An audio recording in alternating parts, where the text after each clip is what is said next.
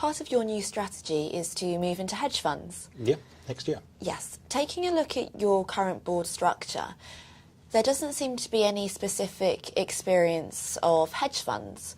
How do you intend to resolve that problem? You're right. Then no one on the board has direct experience of running a hedge fund business, but it is after all a fund management business, albeit one with some wrinkles and some differences. So our current thinking is that the board will simply just go and acquire particular expertise as we need it on particular points.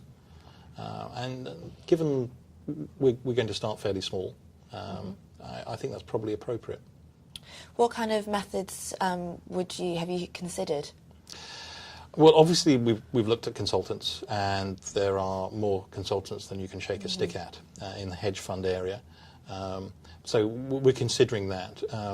Secondments or short-term assignments, something we could look at, but we probably haven't gone much beyond that in terms of our thinking. Okay. Taking you back to the point you made on consultants, having previously engaged consultants before in the organisation, what have you found to be the pros and cons? Well, yes, how long have you got? Consultants are useful because they're already up to speed in their particular technical area. They do have their own sort of quality assurance. There's a degree of, if you like, there's a degree of insurance in the board in retaining a well-regarded consultant. But you're right, it's not without its disadvantages. They can be expensive. They quite often move into sales and marketing mode rather than consultancy mode. So yeah, absolutely, it's not an option that's without its disadvantages, but it's probably the one that's uppermost in our minds at the moment. Taking into account your point about how it's good for the board to have that confidence in someone who's specialist in that area, who has experience, I suppose that parallels could be made with a non-executive director.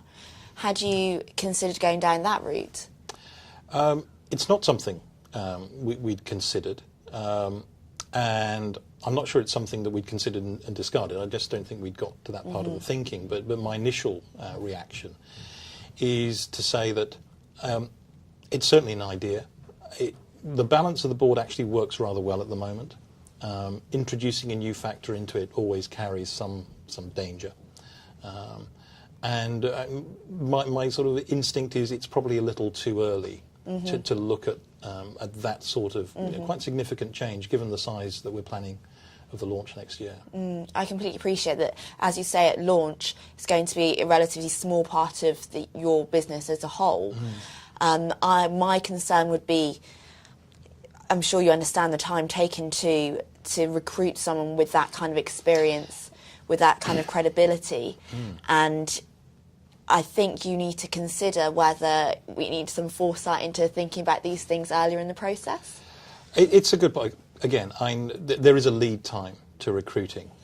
We do have a few months before we start to publicise what we're going to do, and I think it's fair to say that you've given me food for thought for that. I'll look at it, but again, my gut instinct, it's still a little too early to say that that's something that we're going to go ahead and do. I'd like to see it develop a little more.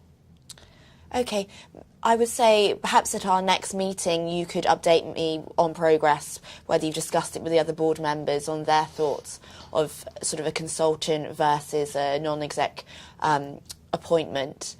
I don't know whether it's worth me saying that on other firms I've supervised, your peers, they've taken on a non-executive director in these situations.